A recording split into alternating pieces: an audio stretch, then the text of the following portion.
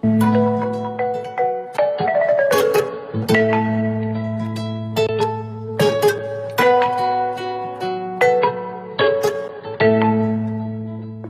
mise en place de l'acte 3 de la décentralisation pour une administration locale de proximité dont la finalité est d'organiser le Sénégal en territoire viable, compétitif et porteur de développement durable.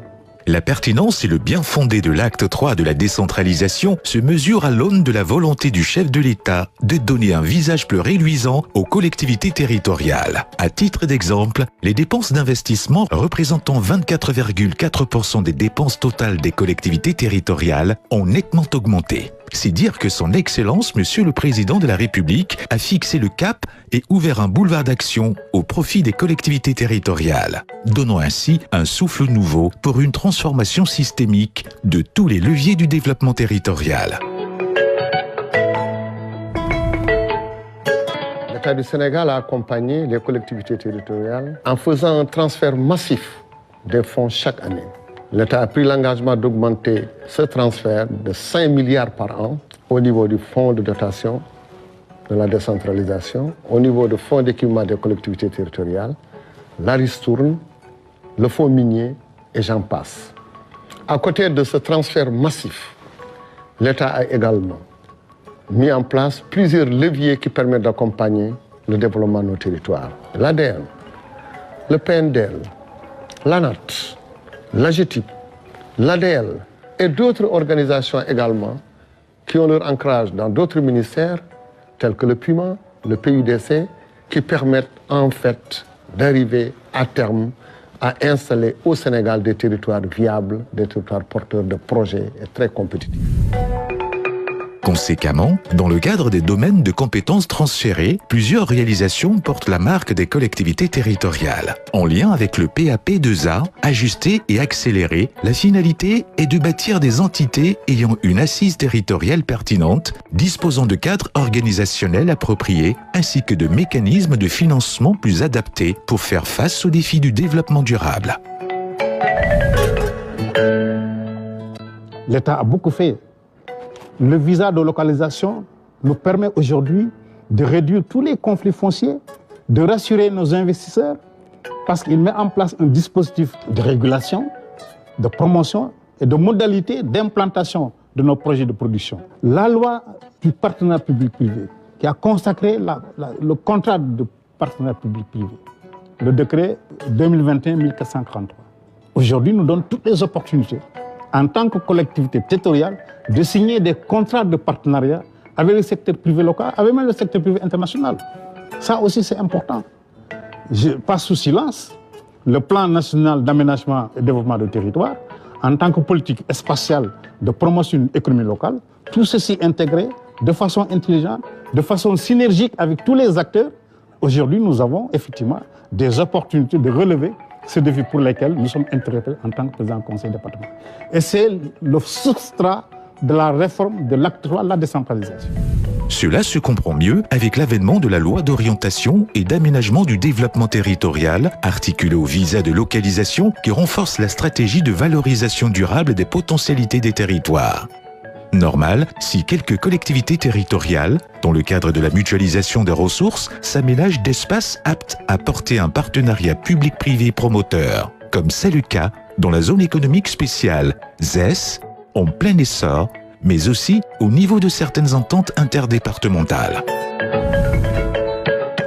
L'entente intercommunale Malicounda-Ndiéniène-Sandiara est en tout cas une organisation partagée par ces 3 communes que je viens de citer pour gérer un espace appelé Agropole de l'Ouest. C'est un projet du président Macky Sall très innovant qu'il a financé pour un coût de 54 milliards de francs CFA et qui sont destinés non seulement à ces 3 communes mais à tout le département de Mbour et pour tout le Sénégal. Donc c'est un investissement extrêmement important du point de vue des perspectives. Ça va générer beaucoup de richesses pour les populations dans la mesure où l'économie locale va être boostée. C'est 5 000 emplois directs, 8 000 emplois indirects qui sont attendus. Du point de vue de la production agricole, il y aura de l'agro-industrie, un centre industriel qui va faire la transformation des produits, qui va être faite dans l'espace, mais aussi de l'élevage. L'entente interdépartementale moyenne vallée du fleuve Ferlo est composée des départements de Ranérou, Podor, Matam et Kanel. Nous avons décidé de nous réunir pour mettre en œuvre des actions économiques, environnementales et sociales correspondant aux priorités des 4 départements. Nous voulons mutualiser nos moyens humains et financiers pour la mise en œuvre de nos projets d'intérêt commun, donc au plus grand bien des populations des 4 départements, dans le cadre de la coopération décentralisée. Nous promouvons également la solidarité interdépartementale, les aspects socio-économiques, culturels, climatiques, donc de cette zone, de cette partie nord du Sénégal. En même temps également, nous contribuons à la préservation du patrimoine que représente le fleuve Sénégal.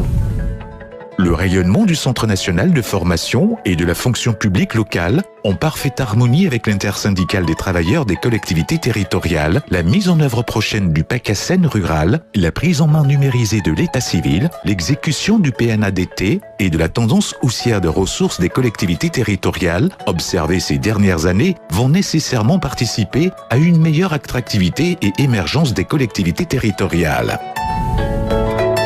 Là, nous avons également 2 autres projets extrêmement importants. Le premier concerne l'état civil, qui est une demande extrêmement importante au niveau national. Dans la sous-région, nous avons constaté le même phénomène.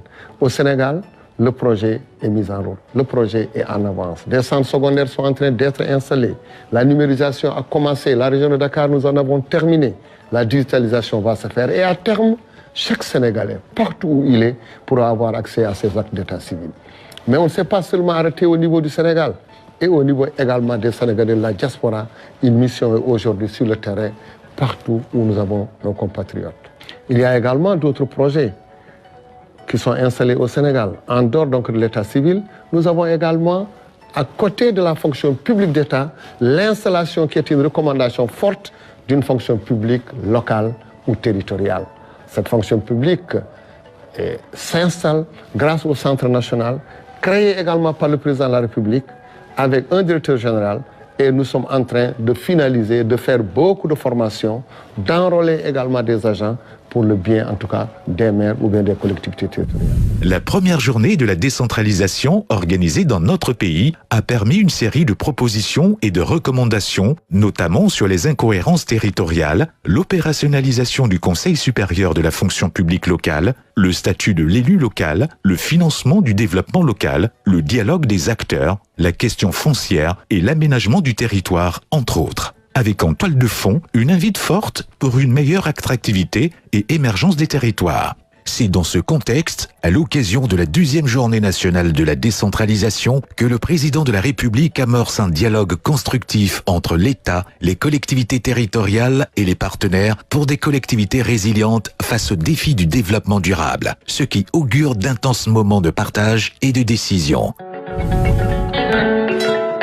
C'est un appel que nous lançons à l'ensemble des maires du Sénégal, aujourd'hui qui sont là, à l'ensemble des présidents de conseil départemental, pour dire que nous avons la libre administration en tant que maire, mais nous avons également un accompagnement extrêmement important de l'État.